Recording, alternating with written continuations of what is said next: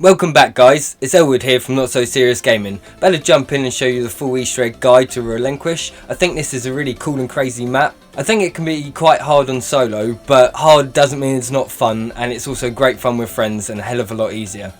Big shout out to Rubber Johnny who helped me with this video, and to Jutte who created this amazing map. So as you can see, you start the map off on a boat.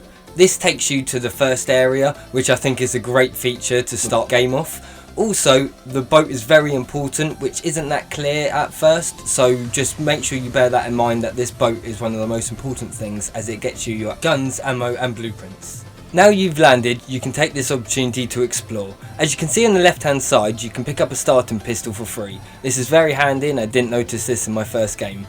Then as you walk through the containers, you can see this crystal here. As you click and touch the ancient crystal, it will start the game. Your game's about to start. It will spawn you and anyone you're playing with in this starting area.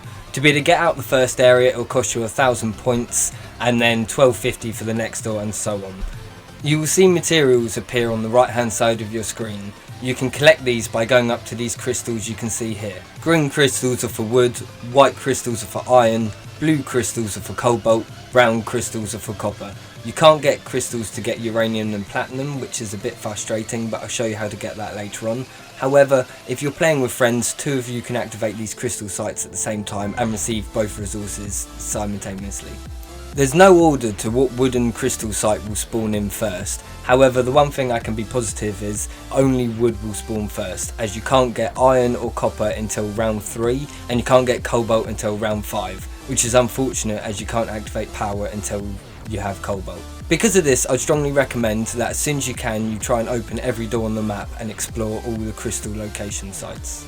I know that at round 2 you can extract up to 3 wooden mineral sites. However, any other round from then on, you can only get 2 of each coloured resource.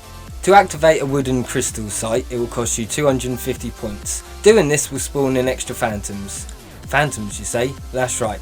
In this one, they're phantoms, they're not zombies, as you can tell by their transparent feature, but it will spawn in taller phantoms and they'll also have red eyes.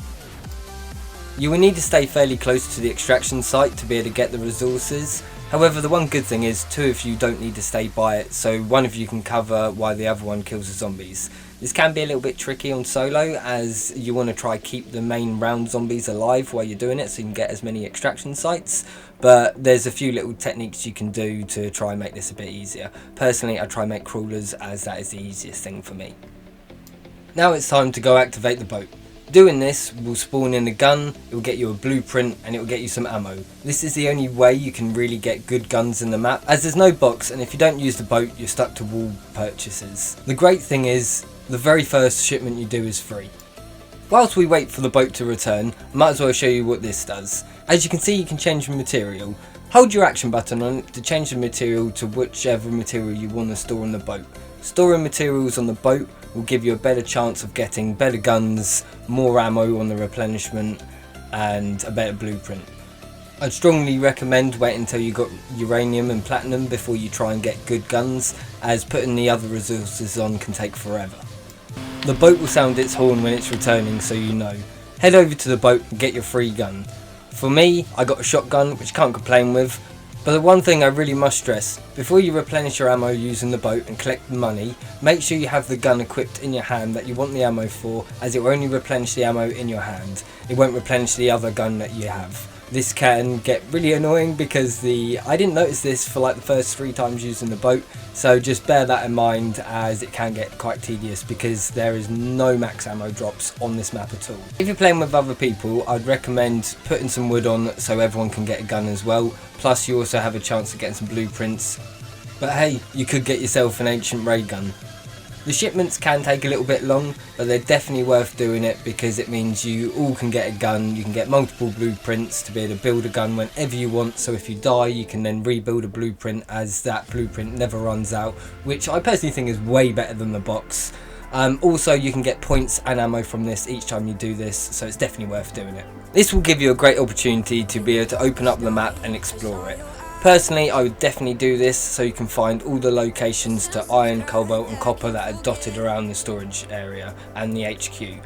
It's very important to get all these resources because not only do you need them for the Easter egg, but you also need them to get perks, as every perk machine on the map needs to be repaired before you can purchase it. Now it's time to show you the carousel and to see what I need to make an MP40. The carousel is the best way to get yourself a good gun, and the best thing about this, even if you die, you can still re-access it and build it whenever you like.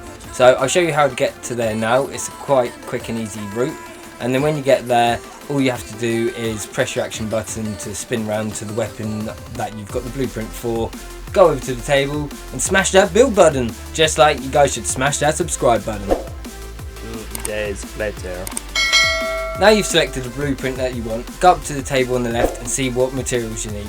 Unfortunately I don't have enough, so I need to continue the grind, but I'll easily get that by the next round. I must say I really like this idea for a box, or whatever you want to call it, a carousel. I think it's a really cool feature, and just a big shout out for Jutte for putting this in because I think it's amazing.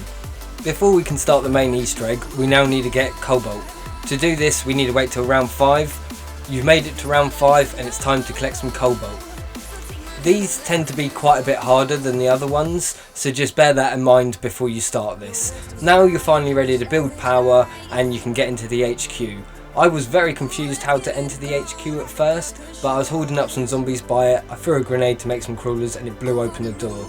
I'm just gutted I don't have that footage because my reaction was priceless. Now you're in the HQ, you need to find 4 blueprints dotted around the room. I believe there's 8 locations, I only have 7 of them shown here, one of them represented by a stab. I couldn't find the 8th. I'm pretty sure there is though, they're quite easy to see as they do have a flashing orb to them. You need these blueprints so you can build 4 extractors around the map. You only need to build 1 if you're playing the game solo, or 2 if you're playing it 2 player, etc, etc. However, there are 4 to build and you can build all 4 if you do need to. The Cobalt extractor is located opposite the HQ. You will need quite a few materials to build this. The copper extractor is the hardest one to find as it's hidden in this container here. This took me forever to find it as it's not as easy to see as like the other ones, but they're both just dotted around the HQ area, which is quite nice. As I decided to build this one, I've decided to activate it as well, costing me 4,000 points and 1,500 per round. Doing this will produce copper every round, which is really handy for building the other extractors, so I'd recommend doing this one first, as it doesn't matter if you build all of them because the next part of the Easter egg is all down to picking up the crystal, which I'll show you in a moment. To get the 4 crystals to spawn in, you need to activate the extractors. Like I say, you only need to do 1 per person. You can do them all, but you only need to do 1 per person. Doing this, you then need to wait 1 round and then a crystal will spawn in, as well as a load of resources. I'll now show you the final 2 extractor locations. The uranium is to the right hand side of the spawn, platinum one is to the left hand side of spawn. I would strongly recommend building these for later game rather than early game, as you need quite a lot of resources for them, but they're very handy to be able to get all the blueprints you need to get the better guns in the game. They all cost different amounts to activate, and they will all charge you a different amount per round to produce the material you choose. The materials will spawn on the white tables next to the extractors. If you're struggling for a good gun and you can't get a good blueprint, I'd recommend coming to the Cobalt extractor and getting the pistol off the wall. Once you've waited a whole round since activating your extractor, it's now time to collect your crystal. Only you can see your crystal, but you have to wait a whole round for it to appear. While you're here, you might as well grab some copper, or whatever material that you chose. Now you need to bring your crystal to the ritual site. You can find the ritual site by seeing the outline of the ritual post, and the coloured crystals around it correspond to what crystal needs to be placed inside it. This one, as you can see, is the copper one, so I need to build this, what costs some material, and then place it on top. Doing this will cause you to be locked inside a very small area, and once again your big phantoms will be spawning in with their red eyes ready to rip your face off. They are pretty quick in this, so I would make sure you're very prepared and have jug before doing this, as it can get a bit ropey. As you can see, I've got my friend here just taking care of them nice and easy with that pistol for me. For the next step, you're going to need to get into the secret area. To get into the secret part of the map, you're going to need the katana to cut through some vines. But first, I might as well show you how to set up Pack-a-Punch. The reason I'm showing you this first is because you need this item to be able to set up the Pack-a-Punch, and that's the whole reason why you need to get to the secret area. So basically, you need to find yourself a screwdriver. There's 3 locations on the map, I'll show you those now.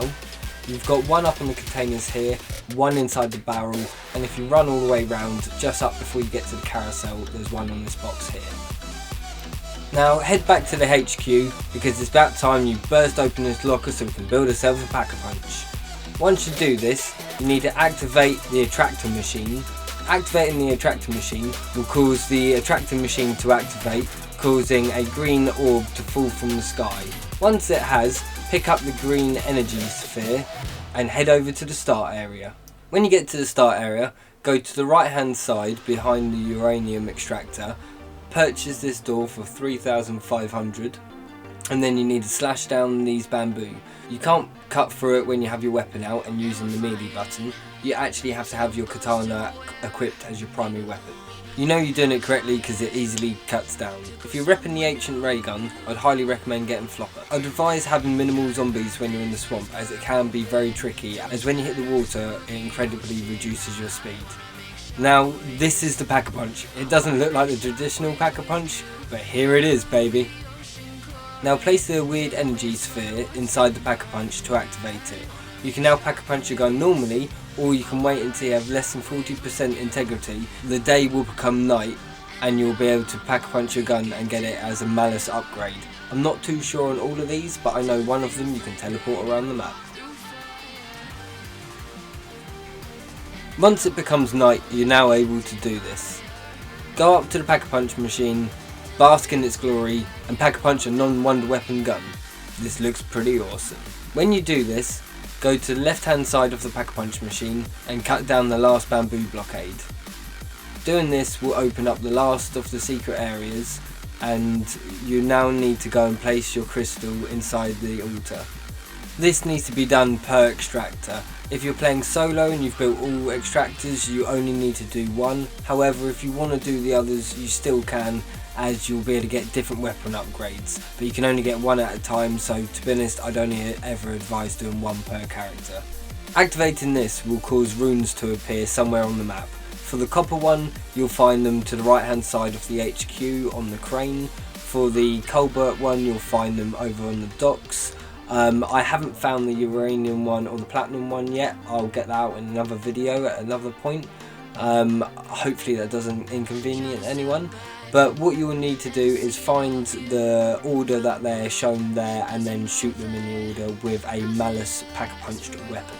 Make sure during all these rounds that you've been collecting up crystals and doing shipments with the boat, because you're going to be needing to get the Ray Gun Mark II blueprint for one of the steps of the Easter egg. But first you want to take the Cobalt Crystal over to the Cobalt Ritual site, which is just to the left hand side of the boat. Once you've built it, you want to place the crystal inside the altar.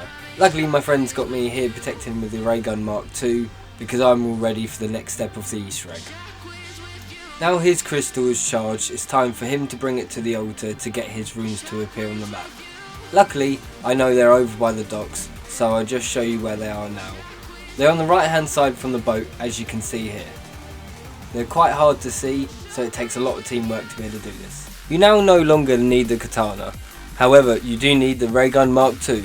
Once you finally get the blueprint from the boat doing the shipments, come over to the carousel, select it and go over and craft it for yourself. It only costs 75 iron, 55 copper and 12 uranium. The uranium can be quite tricky to get, however there is a very slim chance you can get it when harvesting the other materials, or you can craft the extractors to get it, and in the special place there's also other crystal sites that you can get a mixture of all resources, and they're probably the best, most efficient way to do it.